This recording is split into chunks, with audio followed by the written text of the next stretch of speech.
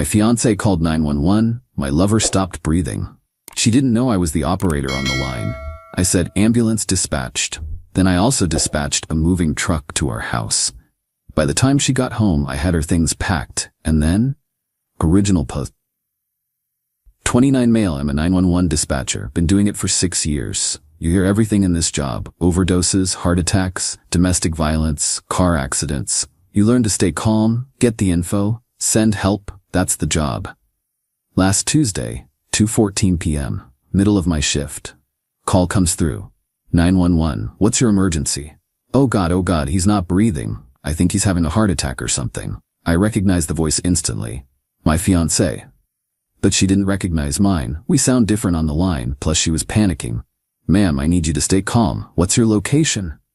She gave an address I didn't know. Some apartment across town. Who's not breathing, ma'am? My friend. He just collapsed. Please hurry. Professional mode stayed on. Had to. Is he conscious? Is he breathing at all? No, I don't know. His chest isn't moving. I'm dispatching an ambulance now. Stay on the line with me. Is he on his back?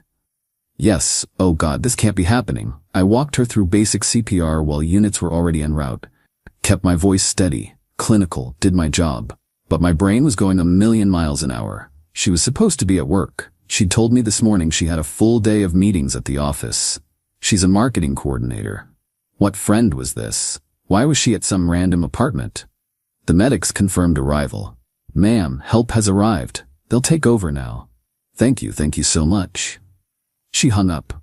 I sat there for maybe 10 seconds, then I flagged my supervisor. I need to take an early lunch, family emergency. He looked at me. We'd worked together for 4 years. He knew something was wrong. You good? Will be.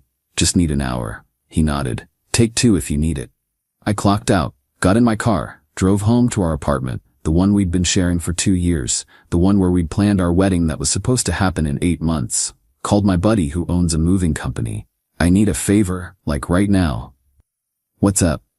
Relationship emergency. Need to pack someone's stuff fast. Say no more. I can have a guy there in 45 minutes. I started in the bedroom. Her clothes, packed into suitcases I pulled from the closet. Her toiletries from the bathroom into boxes. Her books, her decorations, her laptop, everything that was clearly hers. The moving guy showed up. His name's irrelevant, but he's saved my rear on emergency calls before. He took one look at my face and said, "Where am I taking it?" "Storage unit. I'll text you the address." I'd rented one online while packing. $89 for the first month, worth every penny. By 4:30 p.m., her stuff was gone. The apartment looked different. Emptier, but cleaner somehow. I went back to work for my evening shift. Finished at 11 p.m. She got home at 11:47 p.m. I was sitting on the couch, waiting. She walked in, saw me, smiled. "Hey babe, sorry I'm late, work dinner ran long."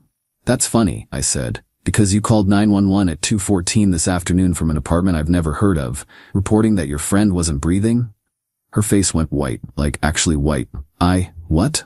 I was your dispatcher, small world, huh? She just stood there, frozen. "He okay, by the way? Your friend?" The medics got there pretty fast. "That wasn't, I can explain." "Cool. While you do that, let me explain something. Your stuff's in a storage unit, Unit 247 at the facility on Morrison Street. Here's the key." I tossed it on the coffee table. "First month's paid. After that, you're on your own. You can't just..." "I can. I did. This is my apartment, my name on the lease. You moved in 2 years ago. Where am I supposed to go?" "Not my problem anymore. Maybe your friend's place?" "Oh wait, he might still be in the hospital." She tried tears next. "Please, can we just talk about this?" "We are talking. I'm talking. I'm telling you we're done. The engagement's off." I pulled the ring off, $3,200 ring I'd saved 8 months for, put it in my pocket. "I'll see about returning this. You need to leave. It's almost midnight. Then you better start making calls." She stood there for another minute, then grabbed her purse and left. Slammed the door so hard the neighbor knocked to ask if everything was okay. I told him we were fine. Just a breakup. He nodded sympathetically and went back to his place. That was 3 days ago. My phone's been blowing up. Her mom, her sister, her friends, all saying I overreacted, that I'm cruel, that I didn't give her a chance to explain. Here's the thing though, she called 911 because her affair partner had a medical emergency. She wasn't calling to confess. She wasn't calling to end it, she called because she had to, and I just happened to be the one who answered. So no, I don't think I overreacted. Update 1 week later. The fallout's been interesting, and by interesting I mean exhausting. First, the storage unit. She went to get her stuff the next day. Apparently called her mom crying about how I threw her out with nothing. Her mom called me. That conversation went well. Her mom, how dare you kick my daughter out in the middle of the night? I gave her a key to her belongings and told her to leave. It was 11:47 p.m., hardly midnight. She could have been in danger. From what? Me sitting on my couch? I was the one who found out she's been cheating. Pretty sure I'm the one who was in danger of wasting more time on a liar. You don't understand, he was just a friend from college, they were studying. Ma'am, she called 911 because he stopped breathing. That's not studying, that's something else entirely. Her mom, you always were cold. She told me you never showed emotion. Me, I'm a 911 dispatcher. I'm trained not to panic, but sure, let's call that cold. Click. She hung up, blocked her number. Then came the mutual friends. We have maybe 6 couples we hung out with regularly. She got to 3 of them first. Spun some story about me being controlling and jealous. That the friend really was just a friend who had a medical emergency, and I used my position to snoop on her. The other 3 called me directly. Told them the truth. They believed me, especially after I explained that she lied about where she was that day. Hard to explain away calling 911 from some random apartment when you're supposed to be in meetings. Work was the complicated part. My supervisor pulled me aside on my next shift. So, I got a complaint filed. Let me guess. Your ex-fiancée's lawyer sent a letter, claims you violated HIPAA or something by accessing her 911 call inappropriately. I actually laughed. I didn't access anything. I took the call. Random assignment. She called 911. I answered. It's literally my job. I know that. Legal knows that, but they have to investigate anyway. You're not in trouble. It's just procedure. How long? Week, maybe 2. You're on desk duty until then. No calls, just admin work. That's fine. The investigation took 11 days. They pulled the call logs, the recordings, everything. Confirmed I did nothing wrong. Handled the call professionally, dispatched appropriate units, followed every protocol. The complaint was dismissed. But here's where it gets wild. The guy, the friend. Turns out he's fine. Heart palpitations, not a heart attack. Panic attack brought on by, and I'm not making this up, guilt about the affair. His wife found texts on his phone 2 days later. His wife called me. Yeah, that happened. Her, is this my name? Speaking. My husband was sleeping with your fiancée. I just found out. I'm filing for divorce. I'm sorry you're going through this. I just found out last week myself. Did you know they'd been together for 6 months? 6 months. No, I didn't. He told me everything. How they met at some conference, how she pursued him, how they'd meet at his friend's apartment twice a week when I thought he was working late. We talked for about 20 minutes. She was angrier than I was, honestly. She'd been married to this guy for 12 years. They have 2 kids. After we hung up, I just sat there. 6 months, half a year, wedding planning, engagement photos, family dinners, all while she was seeing someone else. My ex tried to come back to the apartment twice. First time was to get some things she forgot. I told her to make a list, I'd leave them outside. She made the list. I left 3 boxes by the dumpster, texted her they were there. She picked them up. Second time was to talk. She showed up at 7 p.m. on a Saturday. I didn't let her in. Her, we need to talk about this like adults. Me, nothing to talk about. Her, you won't even listen to my side? Your side is you were sleeping with a married man for 6 months while planning our wedding. What else is there? It wasn't like that. It just happened. For 6 months? It just kept happening? Twice a week? Her, you're being unreasonable. I'm being single. There's a difference. You need to leave. I love you. I made a mistake. You made a choice. Repeatedly. For 6 months. That's not a mistake. That's a pattern. Her, please. We can go to counseling. We can work through this. Me, no thanks. I'm good. I closed the door. She stood outside yelling for maybe 5 minutes, then left. Her sister texted me later, said I was being cruel and heartless. that everyone makes mistakes, that I should forgive her. I blocked the sister too. The ring situation is messy. The jeweler has a no-return policy after 90 days. I bought it 9 months ago, but they offered to let me trade it for credit. Took a $1,400 loss on the exchange. Bought my dad a nice watch for his birthday instead. At least someone should get something good out of this. The apartment lease is in my name only. She never got added officially. We kept saying we'd do it, but never did. That turned out to be lucky. She can't claim any right to stay. But she's trying to claim she paid half the rent for 2 years and deserves compensation. Her new story is I'm stealing her share. Except we had an arrangement. I paid rent, she paid utilities and groceries. Worked out roughly equal. I have no interest in arguing about it, so I told her to sue me if she wants. She won't. My lease is up in 3 months. I'm not renewing. Too many memories. Looking at studio apartments closer to work. Fresh start. People keep asking if I'm okay. Honestly, yeah, I'm weirdly okay. Hurt? Sure. Angry? Sometimes. But mostly I feel relieved. Found out before the wedding, before we bought a house, before kids. Could have been so much worse. Update 2, 3 weeks later. Things escalated in ways I didn't expect. Also ways I very much expected. The guy's wife filed for divorce. Fast. She's not messing around. Went straight for full custody of their kids, citing adultery and emotional abandonment. Her lawyer is apparently brutal. The guy's entire life is imploding. I know this because my ex showed up at my workplace during my shift. She got stopped at security, thank God for badge access, but she caused enough of a scene that my supervisor had to come get me. Supervisor. She's in the lobby, says she needs to talk to you. I can have security escort her out if you want. Give me 5 minutes. Went down. She was pacing, makeup smudged, hair a mess. You told his wife? No, I didn't. Then how did she find out? Probably the same way I did. You're not as sneaky as you think. His life is ruined. He's losing everything. And? You don't care? He has kids. Should have thought about that before sleeping with an engaged woman, twice a week, for 6 months. You're heartless. You keep saying that. Doesn't make it true. I didn't ruin his life.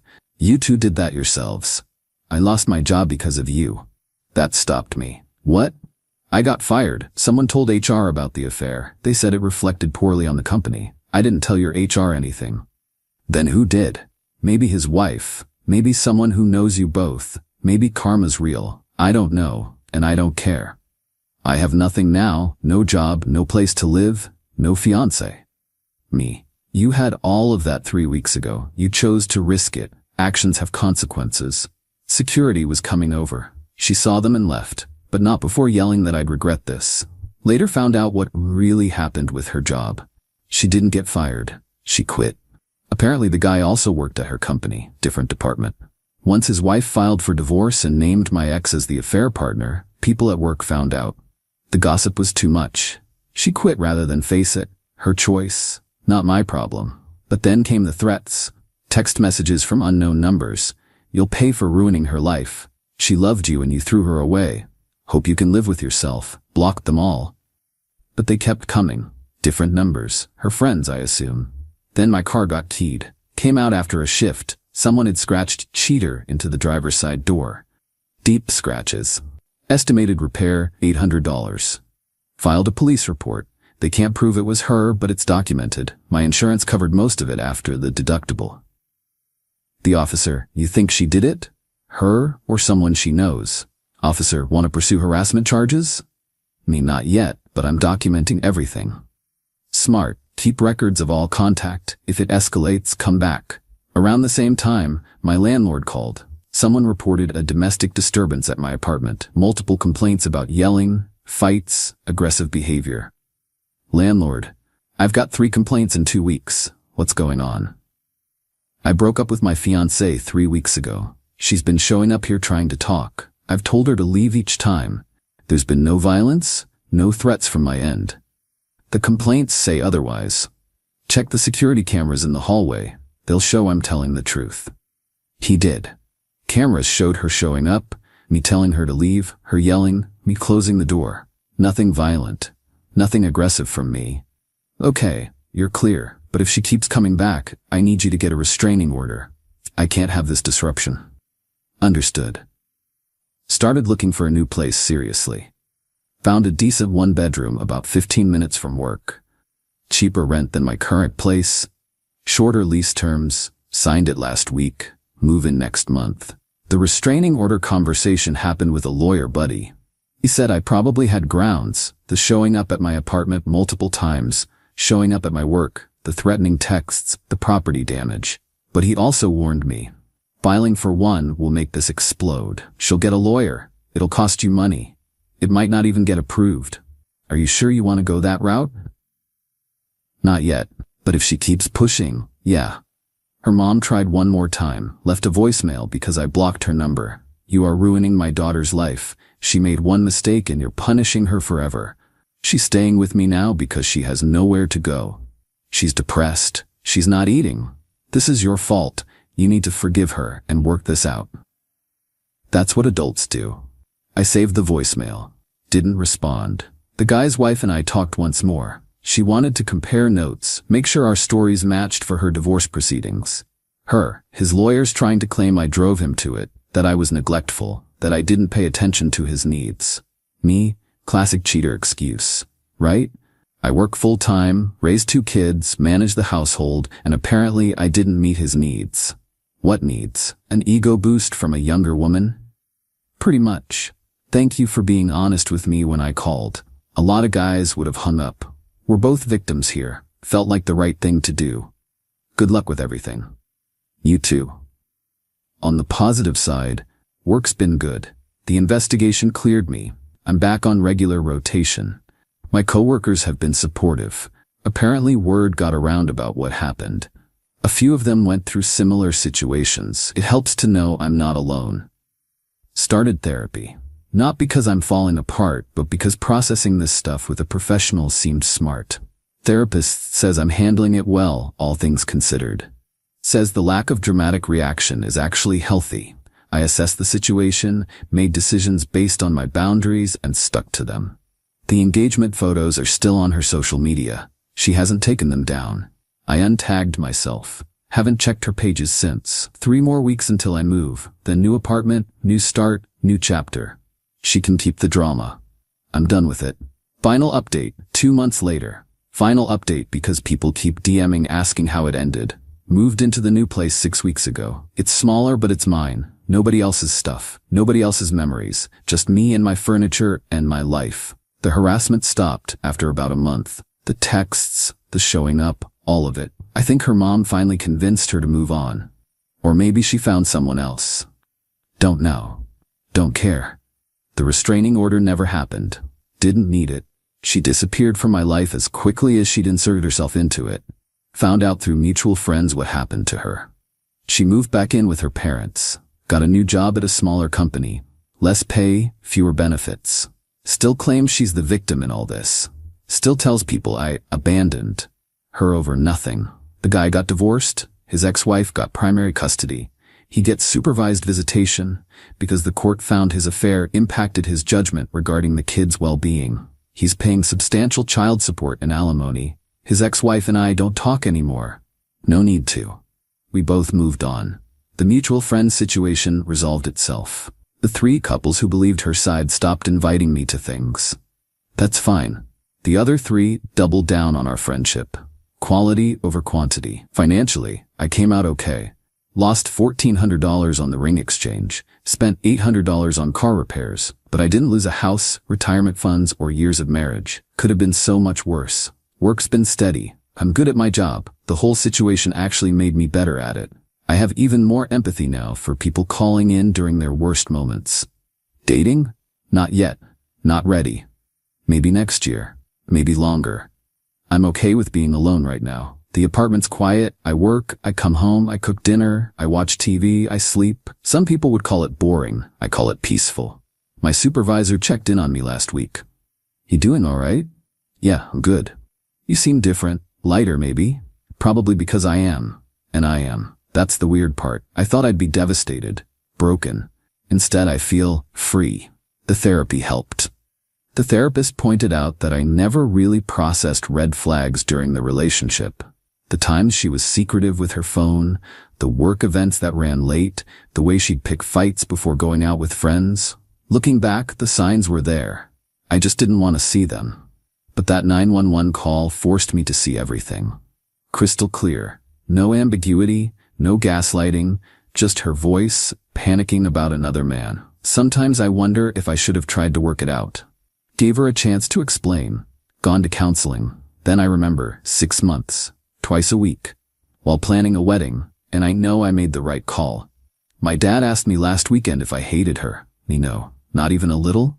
I'm disappointed. Angry sometimes. But hate?